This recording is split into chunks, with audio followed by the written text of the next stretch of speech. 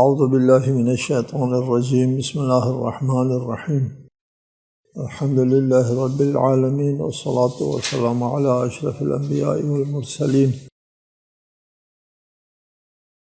وآلہ الطیبین الطاہرین اعوذ باللہ من الشیطان الرجیم وَلَقَدْ خَلَقْنَا السَّمَاوَاتِ وَالْأَرْضَ وَمَا بَيْنَهُمَا فِي سِتَّةِ أَيَّامٍ وَمَا مَسَّنَا مِن لُغُوبٍ۔ سورہ قاف آیت 38۔ اور ہم نے آسمانوں اور زمین اور جو کچھ ان کے درمیان ہے سب کو 6 دنوں میں پیدا کیا، اور ہمیں کوئی تھکان محسوس نہیں ہوئی۔ لغوب تھک جانے کہتے ہیں۔ اللہ تعالیٰ نے آسمانوں اور زمینوں کو جب خلق فرمایا تو ہم تھکے نہیں، وہ بھی 6 دنوں میں۔ بائبل کا کہنا ہے کہ اللہ تعالیٰ نے 7 آسمان کو بنا کر ختم کیا تو ایک دن آرام کیا، اللہ تعالیٰ تھک گیا تھا، 7ویں دن آرام کیا۔ یہ بائبل کا کہنا ہوتا ہے کہ اللہ تھکتا ہے۔ قرآن کا اللہ تعالیٰ نہیں تھکتا، اس لیے اللہ تعالیٰ جو ہے وہ آسمانوں کو پیدا کرتا ہے تو اسباب اور وسائل استعمال کر کے نہیں پیدا کرتا جیسا کہ ہم لوگ کرتے ہیں۔ اللہ تعالیٰ کا صرف ارادہ نافذ ہوتا ہے، کن فیکون۔ بلکہ حدیث میں ہے کن کا مطلب یہ نہیں کہ کاف اور نون استعمال ہوتا ہے، وہ بھی نہیں ہوتا۔ یہ ایک تعبیر ہے ہم کو سمجھانے کے لیے۔ اللہ تعالیٰ کا ایک ارادہ ہے، کائنات وجود میں آ گئی، اور اللہ کا ارادہ یہ تھا کہ کائنات 6 دنوں میں وجود میں آئے، اس لیے 6 دنوں میں کائنات وجود میں آ گئی۔ یہ ہم نے پہلے آپ کو کئی بار بتایا ہے، قرآن مجید میں اس کا کئی بار ذکر آیا ہے کہ اللہ تعالیٰ نے آسمانوں کو اور 6 دنوں میں پیدا کیا ہے۔ تو 6 دن سے مراد جو ہے وہ یہ اس زمانے کی بات ہے جب دن موجود نہیں تھا، زمانہ موجود نہیں تھا۔ کان اللہ ولم یکن کانا، اللہ اس وقت تھا جب کہ تھا بھی نہ تھا۔ زمان و مکان دونوں مخلوق ہے اللہ تعالیٰ کا، لہٰذا 6 ایام سے مراد 6 مراحل ہیں۔ 6 مرحلوں میں آسمانوں اور زمینوں کو اللہ تعالیٰ نے پیدا کیا ہے۔ یہ مراحل کیا ہیں اس کی تفصیل کا انسان کو علم نہیں ہے۔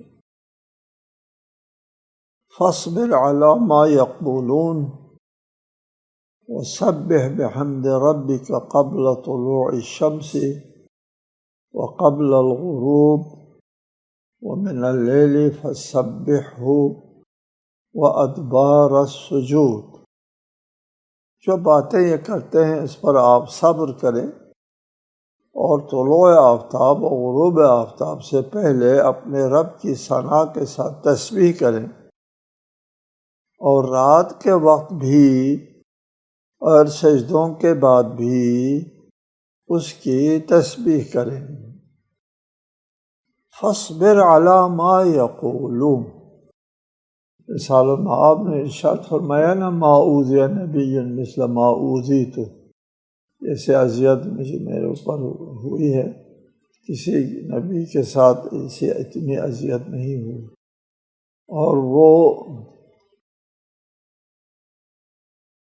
ما یقولون، جو باتیں یہ لوگ کرتے ہیں اس پر آپ صبر کریں۔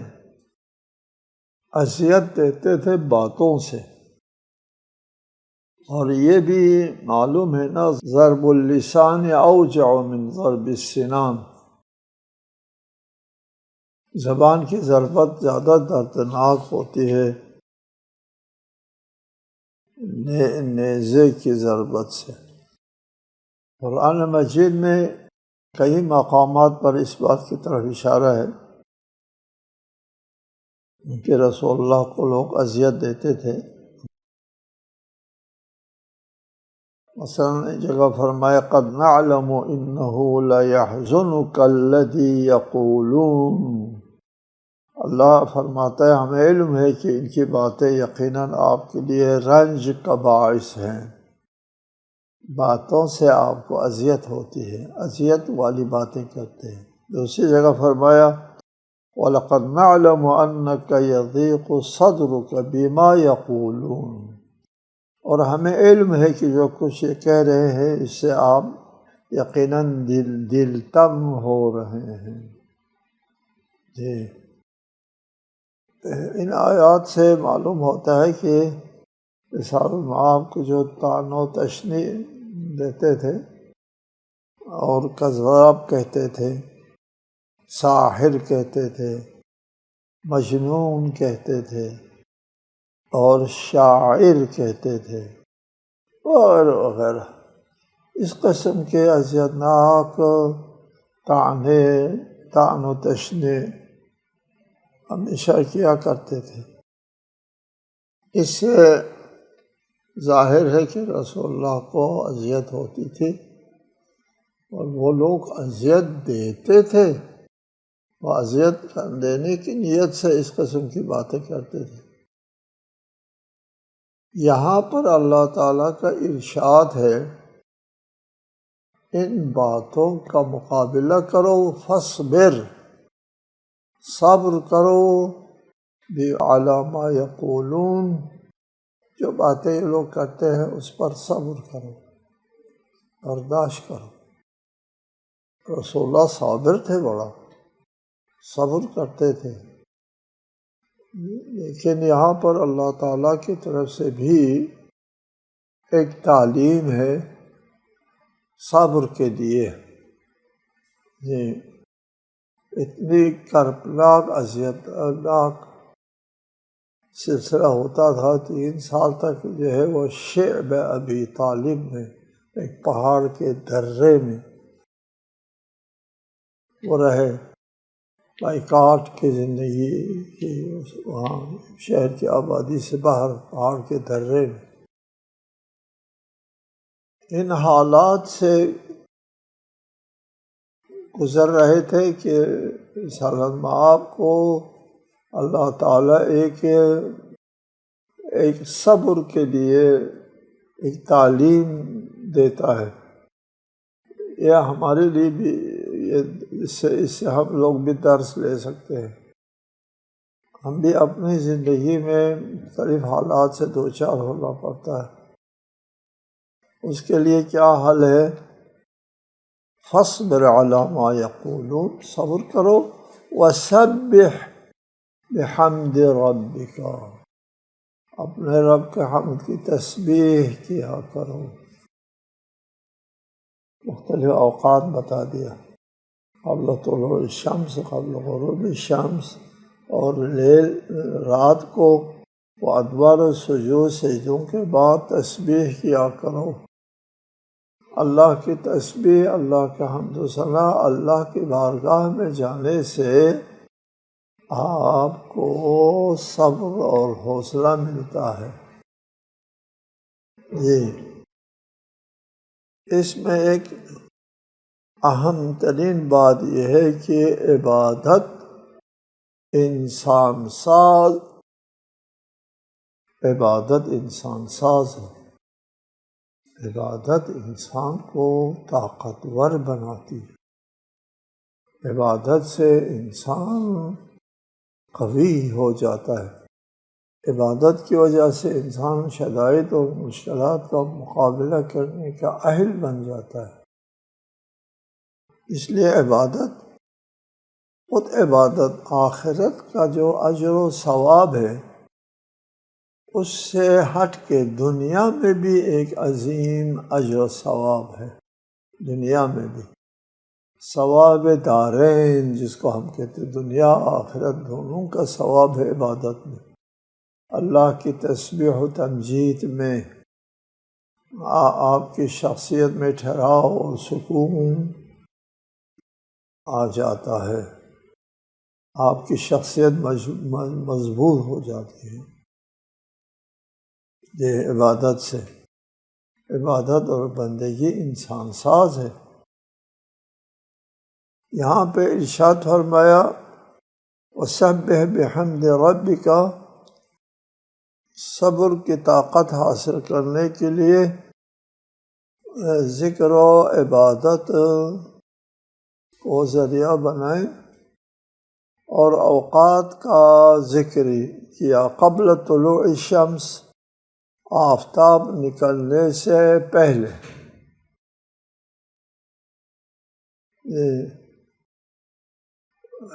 ایک امکان یہ ہے کہ یہ اوقات نماز کی طرف اشارہ ہو سکتا ہے، کوئی روایت نہیں ہے، لیکن یہ ہے قبل طلوع الشمس، فجر کی نماز، سحر کے وقت سے لے کر کے سورج نکلنے تک کہ اس وقت میں، ان اوقات میں اللہ کی تسبیح کرو، زیادہ مؤثر ہے۔ وقبل الغروب، اور سورج ڈوبنے سے پہلے، نماز ظہر اور عصر کا وقت ہوتا ہے سورج ڈوبنے سے پہلے، غروب آفتاب سے پہلے اللہ کی تسبیح کیا کرو۔ یہاں نماز ظہر و عصر کی طرف اشارہ ہو سکتا ہے نہیں کہتا، ہو سکتا ہے۔ وَمِنَ اللَّيْلِ فَسَبِّحْهُ، اور رات کو بھی تسبیح کرو اللہ کی، رات مغرب اور عشاء۔ وَأَدْبَارَ السُّجُودِ، سجدوں کے بعد، سجدوں کے بعد، واجب سجدوں کے بعد ہو سکتا ہے، ہم تفسیر بھی رائے نہیں کر رہے، یہ تعقیبات نوافل کی طرف اشارہ ہو سکتا ہے۔ ادبار السجود، نوافل اور تعقیبات دونوں اس میں شامل ہوتے ہیں۔ واجب نمازوں میں جو سجدے ہیں، نوافل میں بھی سجدہ ہے، لہٰذا سجدوں کے بعد جو تعقیبات ہے، نماز کے بعد تعقیبات کی بھی بہت زبردست انتہائی اہمیت ہے۔ یہ ہے ہم اور آیت، روایت سے قطع نظر، لیکن اگر ہم روایت کی طرف رجوع کرتے ہیں تو روایات میں کہیں اس بات کا ذکر نہیں ہے کہ ان آیتوں میں اوقات نماز کی طرف اشارہ ہے، نماز پنجگانہ کی طرف اشارہ ہے، کوئی روایت میں اس قسم کا ذکر نہیں ہے۔ روایت میں جس بات کا ذکر ہے وہ یہ ہے، صبح و شام کے اوقات میں روایت ہے حضرت امام جعفر صادق علیہ السلام سے کہ ذکر سے مراد یہ ہے لا الہ الا اللہ وحدہ لا شریک لہ لہ الملک ولہ الحمد یحیی ویمیت ویحیی وہو حی لا یموت بیدہ الخیر وہو علی کل شیء قدیر۔ روایات میں ہے صبح اور شام کے اوقات میں 10 مرتبہ اس ذکر کو پڑھیں۔ اور وہ ادبار السجود، سجدوں کے بعد کے بارے میں حضرت امام محمد باقر علیہ السلام سے روایت ہے رکعتان بعد المغرب، مغرب کے بعد جو 2 رکعت پڑھنا ہوتا ہے بیٹھ کے، وہ اس کی طرف اشارہ ہے۔ حضرت امام رضا سے روایت ہے 4 رکعات بعد المغرب، مغرب کے بعد 4 جو رکعتیں ہیں وہ اس کی طرف اشارہ ہے۔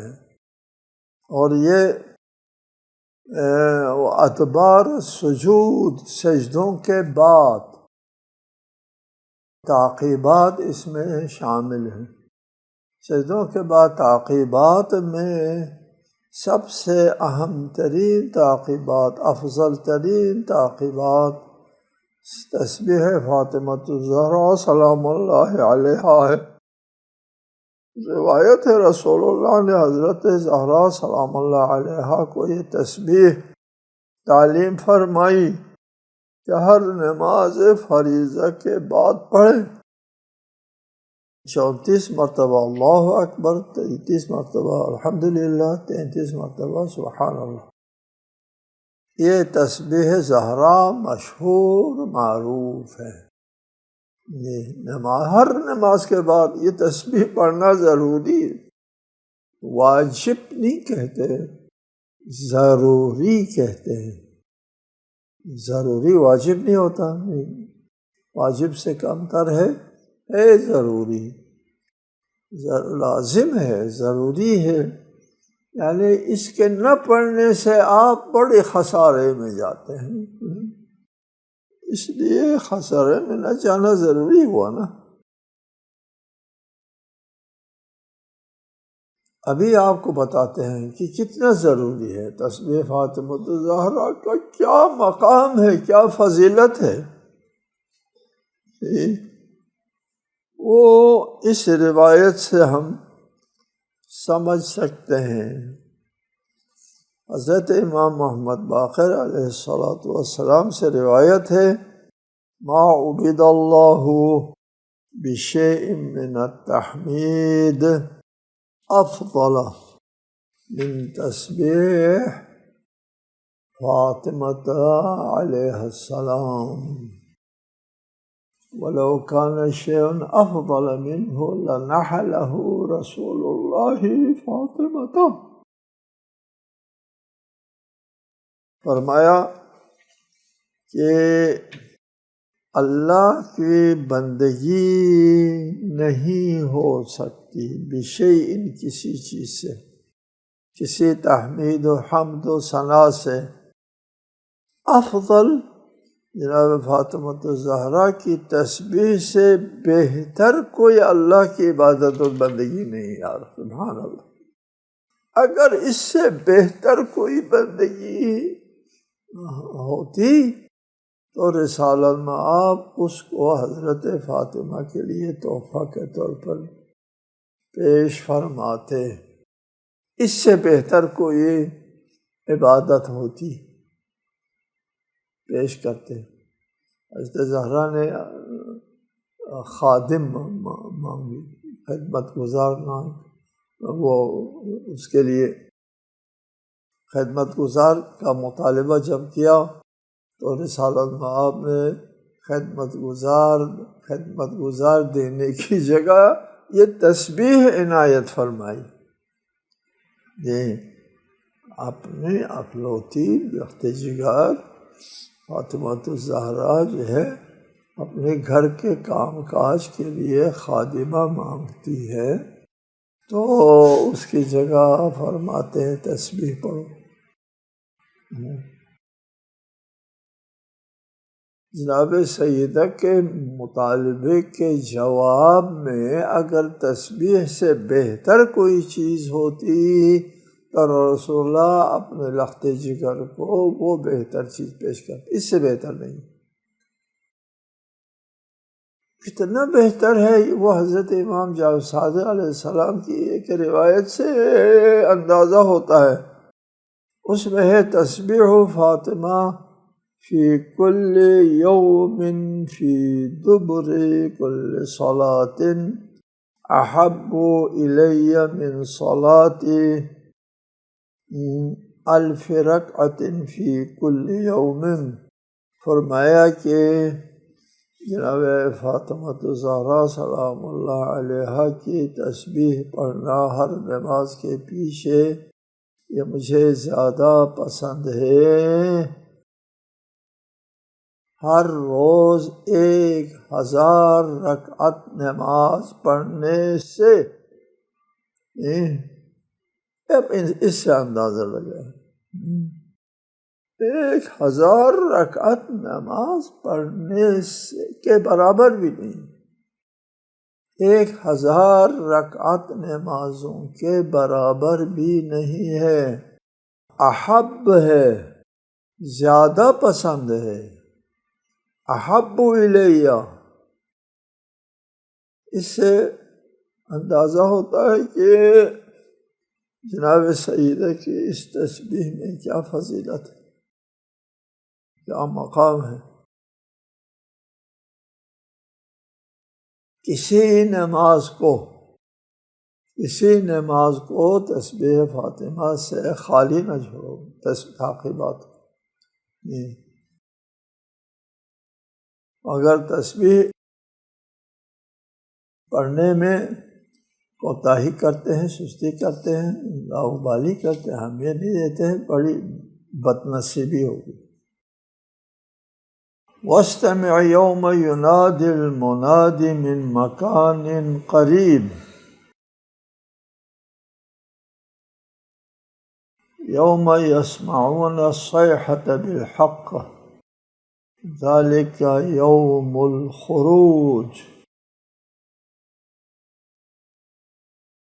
اور کان لگا کر سنو، وَاسْتَمِعْ خطاب تو رسول مآب سے ہے، وَاسْتَمِعْ سنو، یہ امر حاضر ہے نا، حاضر سے خطاب، حاضر رسول مآب ہے، اور بتانا مقصود ہے باقی دنیا میں انسانوں کو۔ وَاسْتَمِعْ یہ کان، اس ایک تو ہوتا ہے سماع، سننے کو کہتے ہیں، استماع کان لگا کر کے سننے کو کہتے ہیں، کان لگا کر سنو، اور کان لگا کر سنو جس دن منادی قریب سے پکارے گا، یوم ینادی المنادی من مکان قریب، پاس سے آواز آئی، یوم یسمعون الصیحۃ بالحق، اس دن لوگ اس چیخ کو حقیقتاً سن لیں گے۔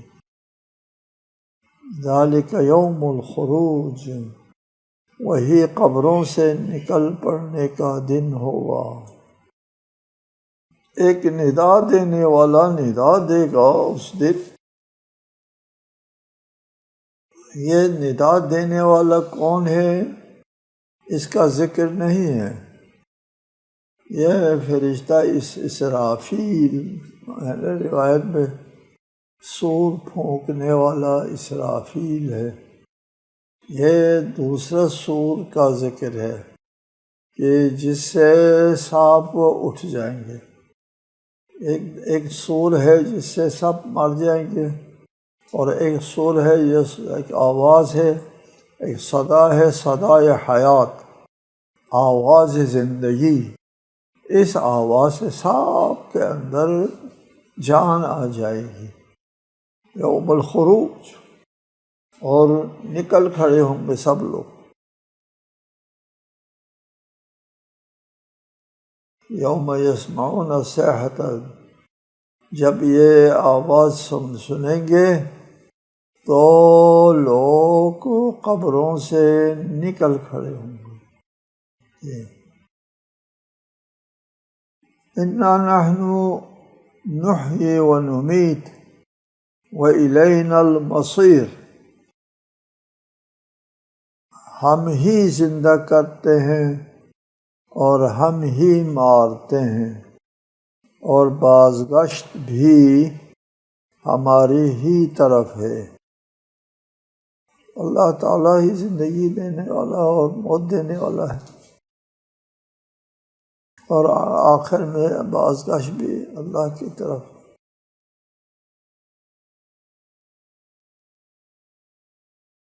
یہ تو ہمارا جو اصول عقیدہ، اصول عقائد میں شامل ہے کہ زندگی دینے والا اور مارنے والا اللہ تعالیٰ کی ذات ہے، اور اللہ تعالیٰ کی ذات ہی آخری بازگشت اسی کی طرف ہے۔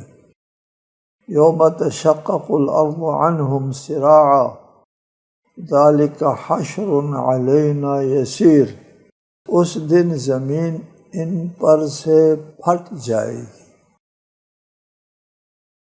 قبروں میں دفن ہوں، مدفون ہوں گے، زیر زمین خاک ہو چکے ہوں گے، لیکن وہ زیر زمین سے، قبروں سے یا منتشر اجزاء دنیا کے کونوں میں ہے، جہاں کہیں بھی ہے،